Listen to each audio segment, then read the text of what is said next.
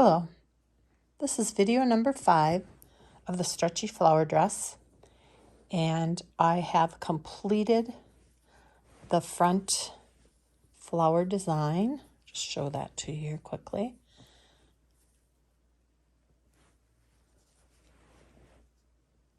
Complete with the garter stitch border on the top. And now also have completed the split for the back, as there will be a button band on the back of the neck. I'm right up to the point where I'm going to make some decreases. I'm going to show you those quickly here. So work up to 3 stitches before the beginning row marker. Slip as if to knit. Knit 1. Pass the slip stitch over the knit stitch. Knit 1. Slip the marker, knit 1. Knit 2 together. That will be repeated for the other side of the sleeve. Now with each decrease row, you are decreasing 8 stitches.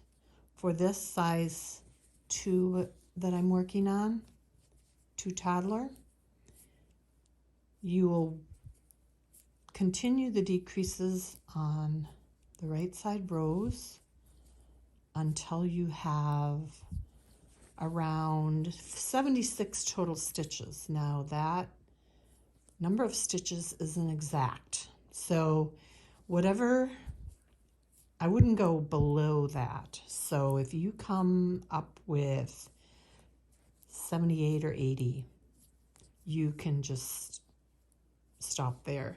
I wouldn't decrease smaller than a 76 for this size on the neck. So now we're going to work up to the other side of this left sleeve, I believe it is, we're working on here. Excuse me.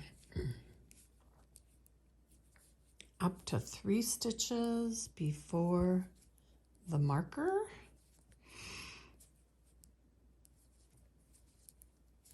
Slip as if to knit. Knit 1. Pass over and knit 1. Slip marker, knit 1.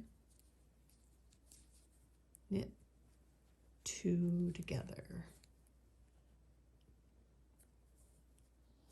Now you can see how those decreases are working.